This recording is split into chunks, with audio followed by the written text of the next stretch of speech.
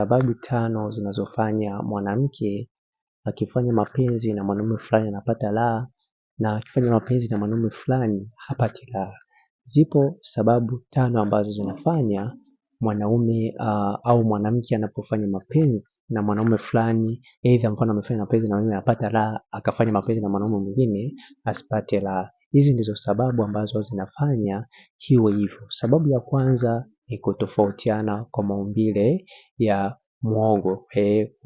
Kuna mwanaume mwingine ana maumbile ambayo ni makubwa sana, kuna mwanaume mwingine ana maumbile ambayo ni madogo sana, kuna mwanaume mwingine ambaye ana maumbile ambayo ni size kati, kuna mwanaume mwingine ambaye ana maumbile yamepinda. Kwa hiyo hii ni mojawapo ya sababu ambao wanafanya kuwepo na hiyo tofauti, kwamba kuna mwanaume mwingine akifanya mapenzi, yani mwanamke akifanya mapenzi na mwanaume fulani anapata raha kutokana na maumbile, na akifanya mapenzi na mwanaume mwingine kutokana na maumbile asiweze kupata raha. Hii pia ni mojawapo ya sababu. Na pia sababu ya pili ni kutofautiana kwa maandalizi wakati mnakuja kufanya mapenzi au wakati mnafanya mapenzi. Hii pia ni mojawapo ya sababu ambayo wanafanya kuweza kuwepo na utofauti wa kupata raha. Huyu apate raha, yani wakati akifanya mapenzi na mwanaume fulani apate raha na mwingine asiweze kupata raha. Na pia sababu nyingine ni kutojua, yani kutofautiana kwa kujua namna ya kuweza kumweka staili huyo mwanamke kutokana na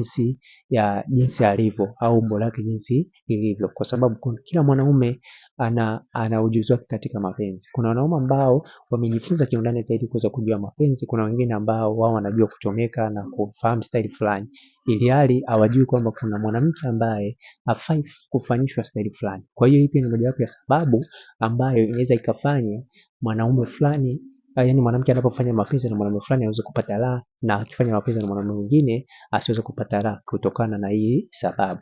Na pia sababu nyingine ya 4 ni sababu ya yani namna ya kupampu katika kitumbua. Hii pia ni mojawapo ya sababu ambayo inaweza kufanya kuwepo na utofauti kutokana na mwanaume jinsi alivyo. Anaweza akajua kwamba kuna mwanaume ambaye anaweza akajua kwamba kitumbua cha huyo mwanamke kinafaa kuweza kupampiwa taratibu kulingana na jinsi ambavyo kilivyo. Kuna mwingine anakuwa hajui.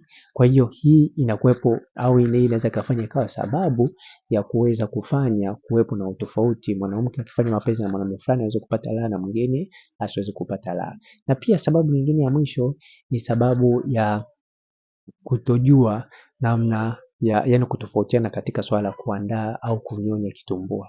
Hii pia ni mojawapo ya sababu.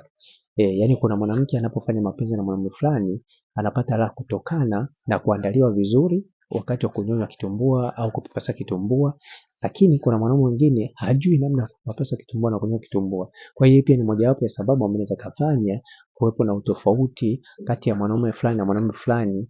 Mwanamke anapofanya mapenzi aweze kupata raha kwa huyu, mwingine asiweze kupata raha. Kama unahitaji ushauri au video za kufanya mapenzi, hakikisha unanicheki WhatsApp kwa namba 0713 7287 36. Na kama upo nje Tanzania, anza na jumlisha 255 713 7287 36. Naitwa Isaac Anyango.